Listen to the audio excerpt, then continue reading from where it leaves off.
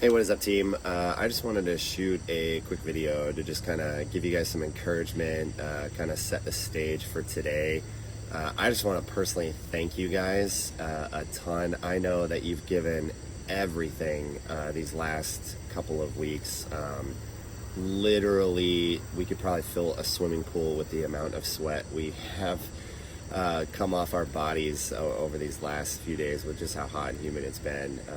But I know that all of this is going to bear fruit. In fact, that's kind of what I want to encourage you guys with today from the book of Colossians. I read this a couple weeks ago in my devotional, but I just wanted to share it with you now.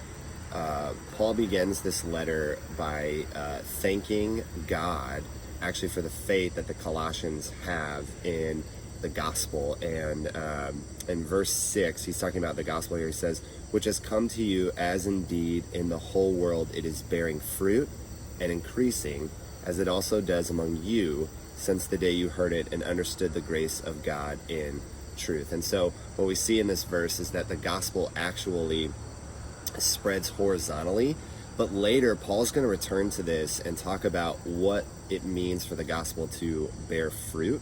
And so in verse 9, he says, and so from the day we heard, we have not ceased to pray for you, asking that you may be filled with the knowledge of his will and all spiritual wisdom and understanding, so as to walk in a manner worthy of the Lord, fully pleasing to him. And then here's our key again, bearing fruit in every good work and increasing in the knowledge of God, being strengthened with all power according to his glorious might, for all endurance and patience with joy, giving thanks to the Father who has qualified you to share in the inheritance of the saints in light. He has delivered us from the domain of darkness and transferred us to the kingdom of his beloved Son, in whom we have redemption, the forgiveness of sins. And so what Paul is saying here is, the gospel doesn't just spread horizontally, it actually spreads vertically into the human heart. And so we are being changed by the gospel, just as the gospel goes forth and changes people all over the world. And he's going to change people tonight in the hearts of college students. I know that because he's changed each one of us in our hearts. And so I know we're coming into this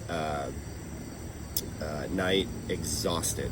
I know that we're feeling like, Lord, please deliver us from tonight. If you could make it rain maybe, and then we don't have to meet. I myself am feeling that pressure of man, it would be great to just actually sit on the couch and watch a movie tonight. But here's the deal. Verse 13 says we've actually been delivered from the domain of darkness, and so we have a greater deliverance in the gospel.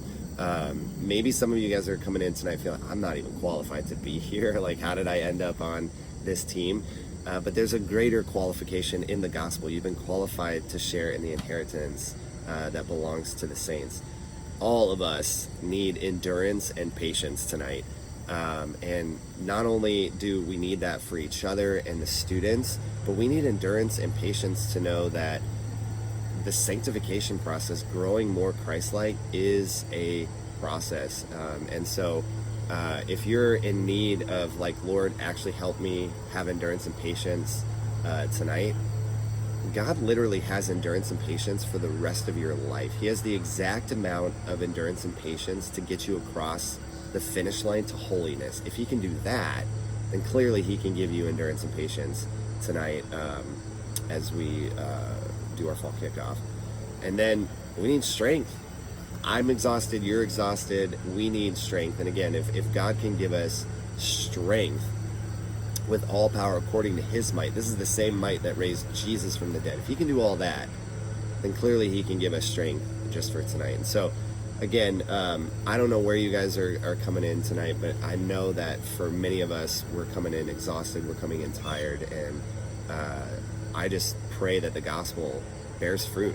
I know it's going to bear fruit in college's students' life because it's bear fruit in our lives. And so my prayer for us is from this section in Colossians, that as we thank God for what he's done in our lives and the story he's written in our lives, may that overflow into a prayer for what he's going to write tonight in the story of college students' lives. And so I love you guys. Can't wait to run with you tonight, and we'll see you in a few hours. Later.